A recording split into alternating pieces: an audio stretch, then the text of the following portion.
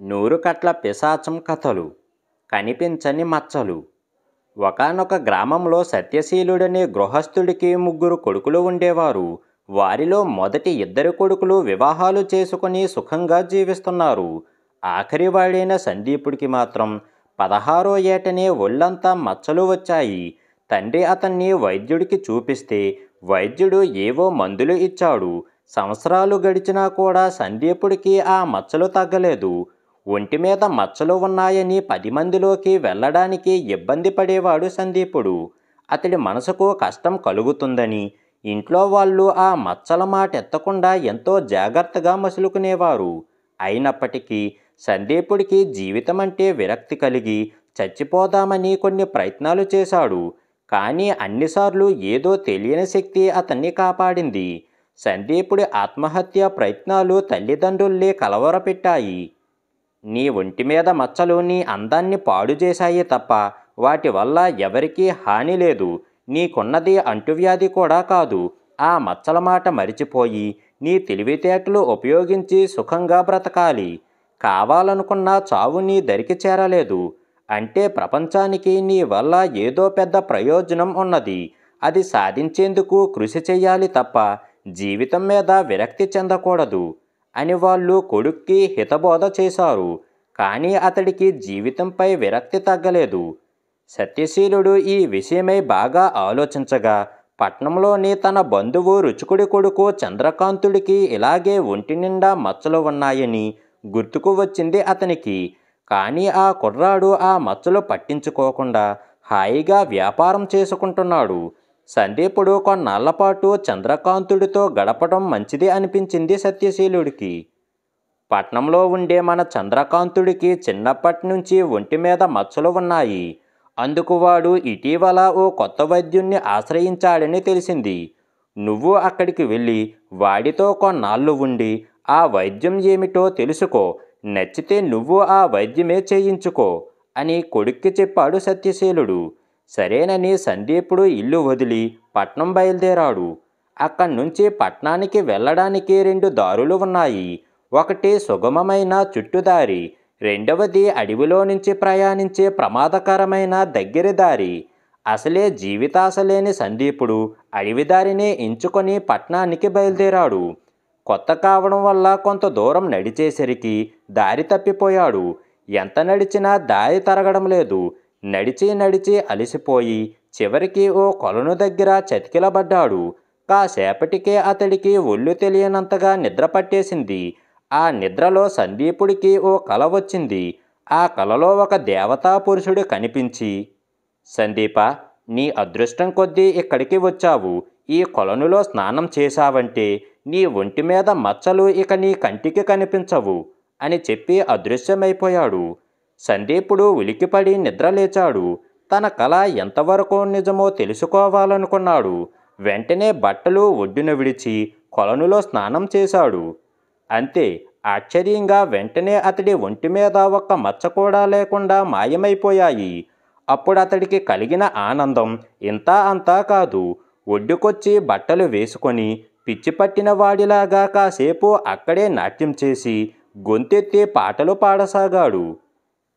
సరిగ్గా అదే సమయానికి ఓ చెట్టుపక్క నుంచి అందమైన యువతి ఒకటి వచ్చింది. సందీపుడు ఆమెను చూసి తత్తరపడి నాట్యం పాట ఆపేశాడు. ఆ యువతి అతడితో, నిన్ను చూస్తే ఏ దేశానికో రాజకుమారుడిలాగా ఉన్నావు. ఒంటరిగా ఇక్కడికి ఎందుకు వచ్చావు అని ప్రశ్నించింది. నేను రాకుమారుణ్ణి కాదు, సామాన్యుణ్ణి. నా పేరు సందీపుడు. నీవెవరో తెలుసుకోవచ్చా అన్నాడు అతడు. నేను గంధర్వకన్యను. ప్రత్యేక మూలికా జలాలతో నిండిన ఈ కొలను నాదే. నీ రూప లావణ్యాలు చూసి నిన్ను వరించాను. నాతో మా లోకానికి వచ్చేయరాదు. నీకు అమర సౌఖ్యాలు లభిస్తాయి అన్నది ఆమె. చాలా కాలం మనోవేదనతో జీవించిన సందీపుడికి ఇదొక అపూర్వమైన అవకాశంలా అనిపించింది. ఆ గంధర్వకన్య ఎంతో అందంగా ఉన్నది. తనను ప్రేమించానంటున్నది. తనను గంధర్వలోకానికి తీసుకువెడతానంటున్నది. ఇంత అదృష్టం ఎవరికి లభిస్తుంది? సరేననబోయి సందీపుడికి చంద్రకాంతుడు గుర్తుకు వచ్చాడు. అప్పుడు పాపం తనకొచ్చిన మచ్చల జబ్బే చంద్రకాంతుడికి వచ్చింది. దానివల్ల మానసికంగా ఎలాంటి చిత్రహింస కలుగుతుందో అనుభవపూర్వకంగా అతడికి తెలుసు. కాబట్టి ముందు చంద్రకాంతుడికి ఈ కొలను చూపించాలనుకున్నాడు సందీపుడు. అప్పుడు ఆమెకు తన కథంతా చెప్పి, నీతో రావడం నాకిష్టమే గాని మా చంద్రకాంతుడికి కూడా ఈ కొలను గురించి తెలియాలి కదా, వాడికి ఈ విషయం చెప్పాక నీతో వచ్చేస్తాను అని అన్నాడు. గంధర్వకన్య వెంటనే తన వేలికి ఉన్న ఉంగరం తీసి సందీపుడికి ఇచ్చింది. ఈ ఉంగరం ప్రభావంతో నీవు తక్షణం చంద్రకాంతుడి వద్దకు వెళ్ళగలవు. అతడికి విషయం గురించి చెప్పి వెంటనే తిరిగి వచ్చేయాలి అని అన్నది. సందీపుడు ఒప్పుకోలేదు. ఈ ఉంగరం మహిమతో నాతో పాటు చంద్రకాంతుణ్ణి కూడా వెంటనే ఇక్కడికి తీసుకురావడం కుదరదా అని అడిగాడు. కుదరదు, ఈ ఉంగరం ఒక్క మనిషికే ఉపయోగపడుతుంది అన్నది గంధర్వకన్య. అయితే నాకీ ఉంగరం వద్దు. ముందుగా ఈ కొలను దగ్గర నుంచి పట్నానికి వెళ్ళడానికి దారి ఏమిటో స్వయంగా నేను తెలుసుకోవాలి. ఆ దారి చంద్రకాంతుడికి చూపించాలి.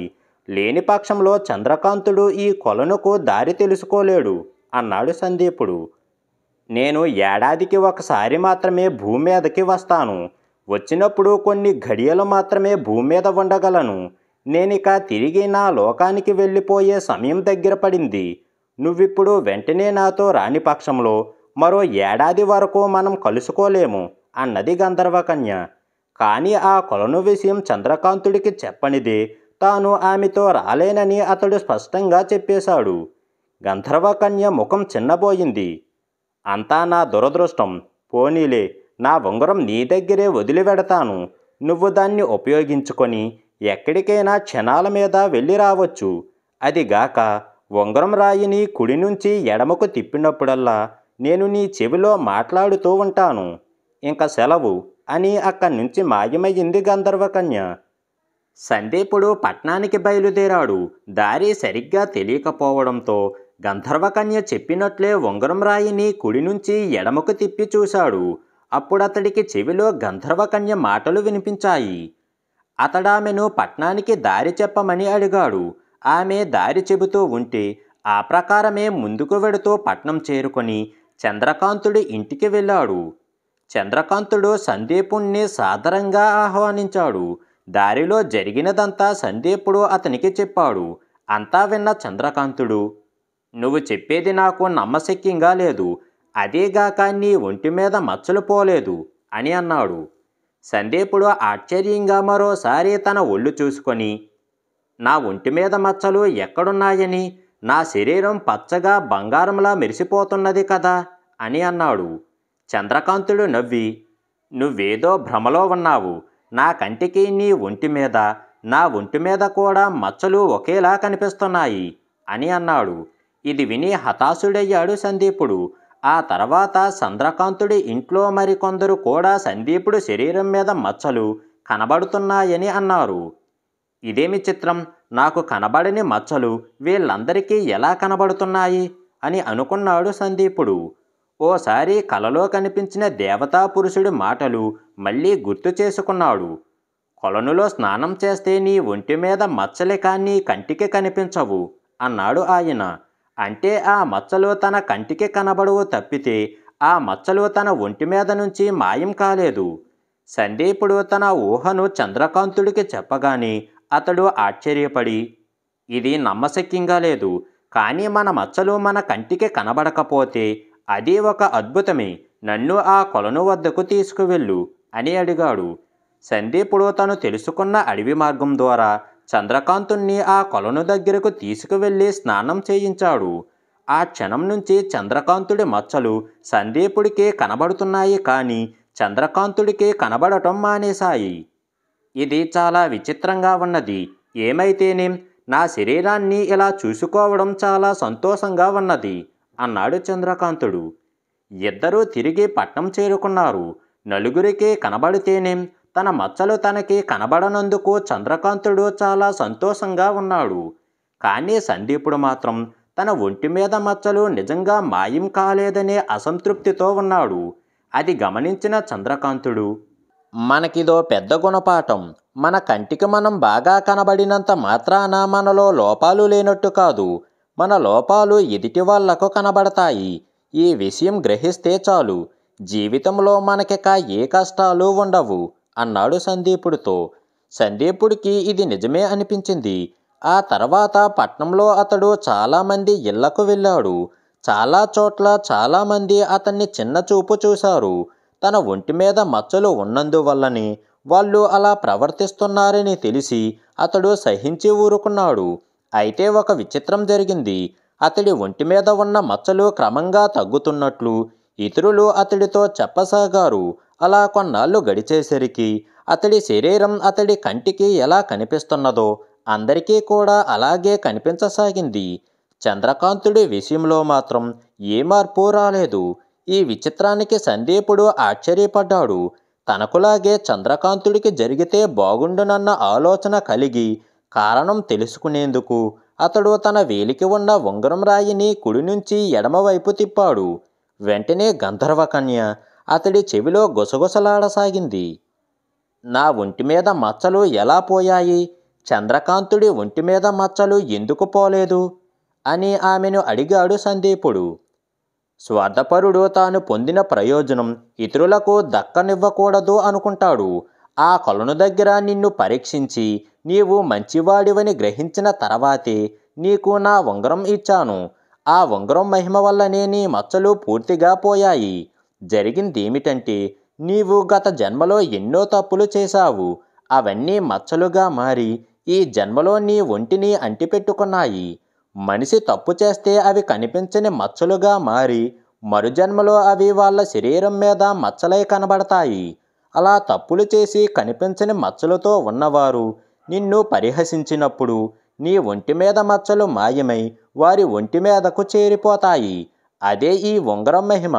ఇప్పుడు ఈ ఉంగరాన్ని చంద్రకాంతుడికి ఇవ్వు, అతడి మచ్చలు పోతాయి అని మాయమయ్యింది ఆమె. తన మచ్చలు చాలామంది ఒంటి మీదకు మారిన మాట నిజమేనని తర్వాత సందీపుడు శ్రద్ధగా పరిశీలించి తెలుసుకున్నాడు. కానీ ఒక్కొక్కరికి ఒకటో రెండో మచ్చలే కాబట్టి ఆ విషయం మచ్చలు వచ్చిన వాళ్ళకి చూపురులకి కూడా ప్రత్యేకంగా తెలియలేదు. సందీపుడు చంద్రకాంతుడి వద్దకు వెళ్ళి జరిగింది చెప్పి ఉంగరాన్ని ఇవ్వబోయాడు. చంద్రకాంతుడు ఆ ఉంగరం తీసుకోలేదు.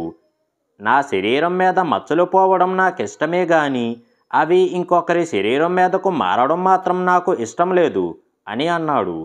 చంద్రకాంతుడి నోటి వెంట ఆ మాటలు రాగానే వారి ముందు ఒక దేవతా పురుషుడు ప్రత్యక్షమయ్యాడు.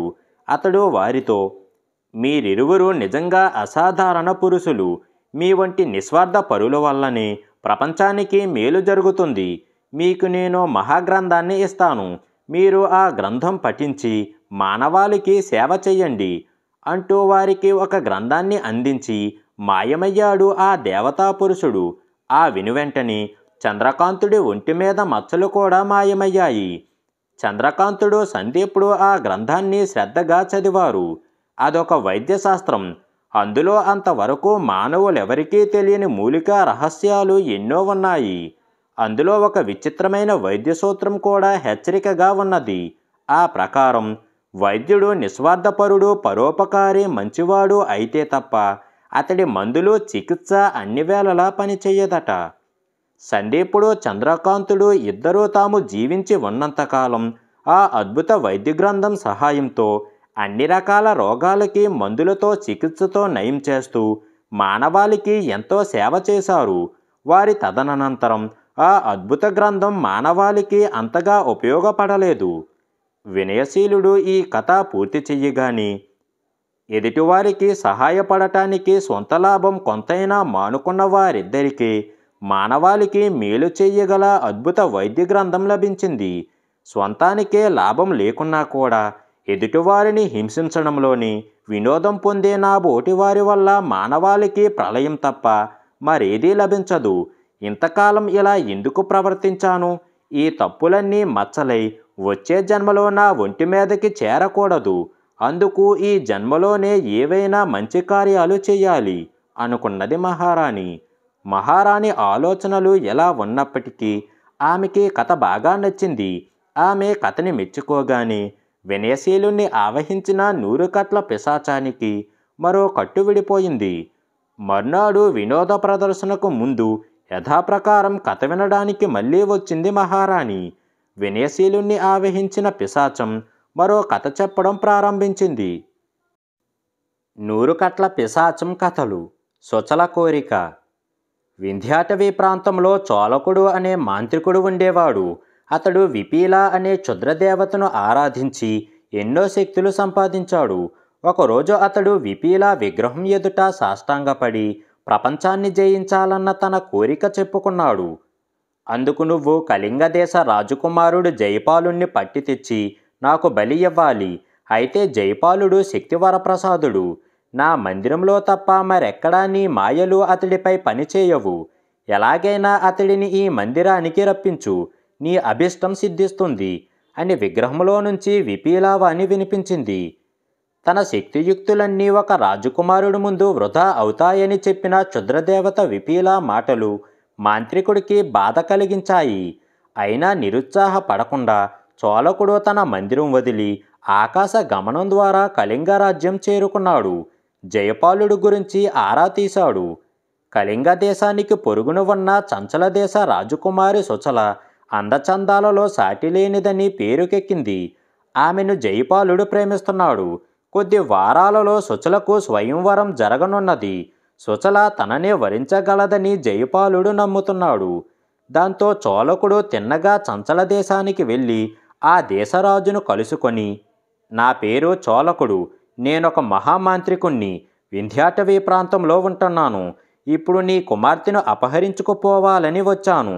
నా దగ్గరికి వచ్చి నన్ను జయించి ఆమెను వెనక్కి తీసుకురాగల ధీరుడికే ఆమెనిచ్చి పెళ్లి చేస్తానని ప్రకటించు అని అన్నాడు. ఆ రాజు బదులిచ్చేలోగానే చోళకుడు అంతఃపురంలోనికి వెళ్ళి సుచల చెయ్యి పట్టుకున్నాడు. మరుక్షణం ఇద్దరూ అక్కడి నుంచి మాయమై చోళకుడు మందిరానికి చేరారు. సుచలకు అంతా అయోమయంగా ఉన్నది. చోళకుణ్ణి చూసి, ఎవరు నువ్వు? నన్ను ఇక్కడికి ఎందుకు తీసుకువచ్చావు అని అడిగింది. అతడామెకు నెమ్మదిగా తన గురించి, తన ఆశయం గురించి చెప్పి, నీ కోసం జయపాలుడు తప్పక ఇక్కడికి వస్తాడు.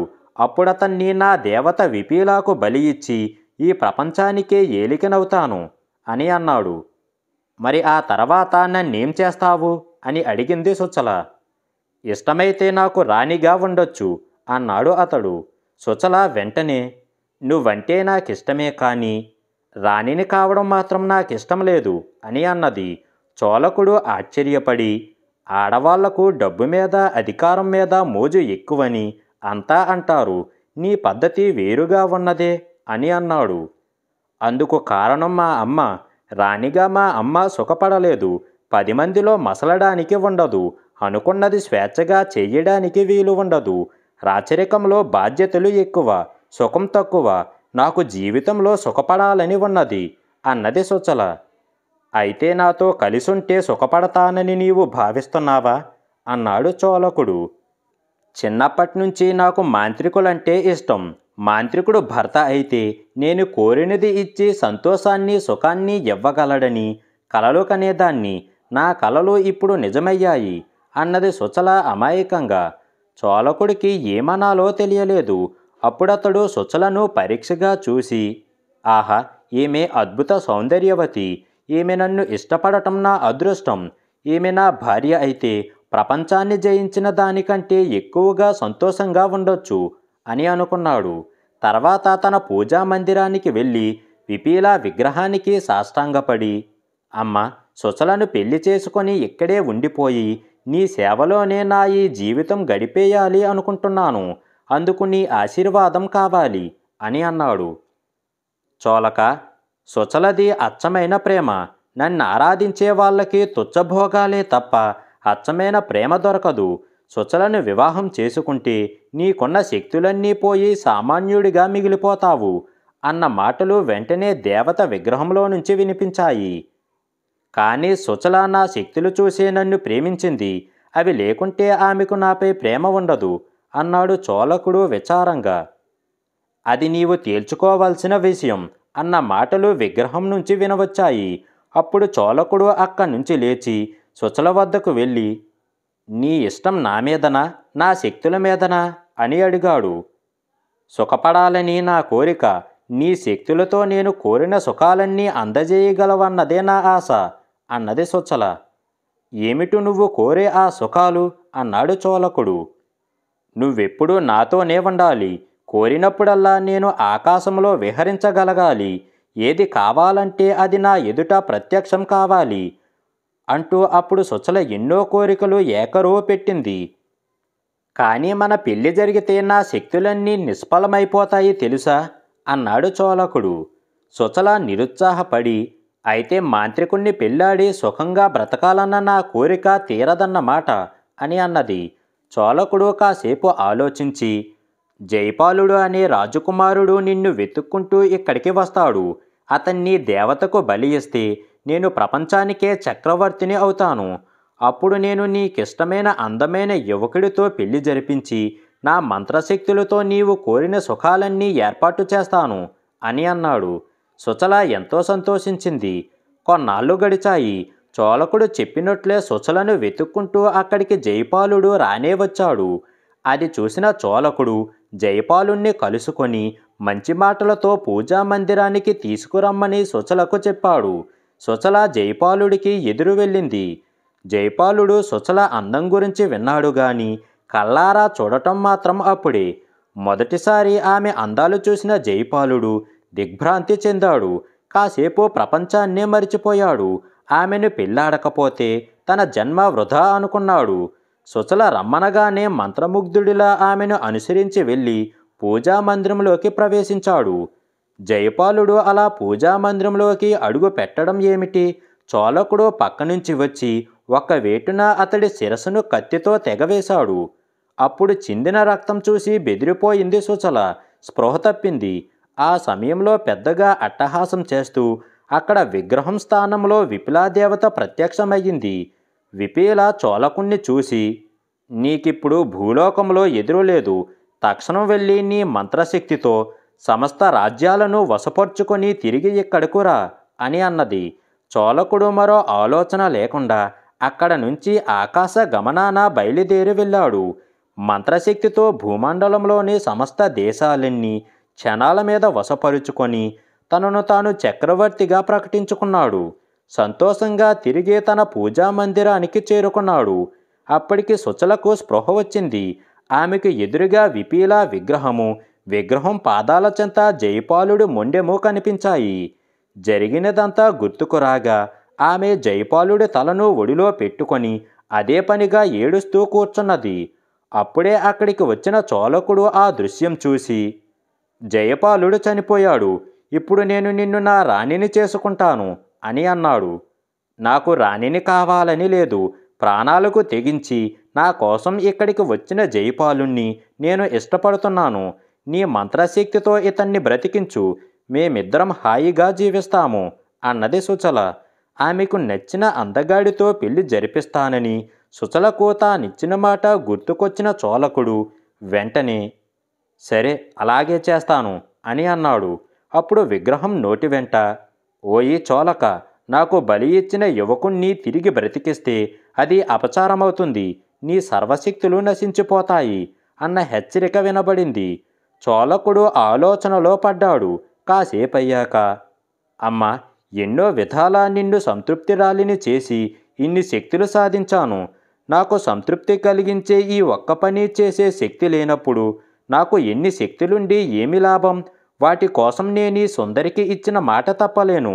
జైపాలుణ్ణి తప్పక బ్రతికిస్తాను అంటూ ఏవో మంత్రాలు చదివాడు. కాసేపట్లో సుచల ఒడిలోని శిరస్సుకు పక్కనే పడి ఉన్న జైపాలుడు మొండెం అతుక్కున్నది.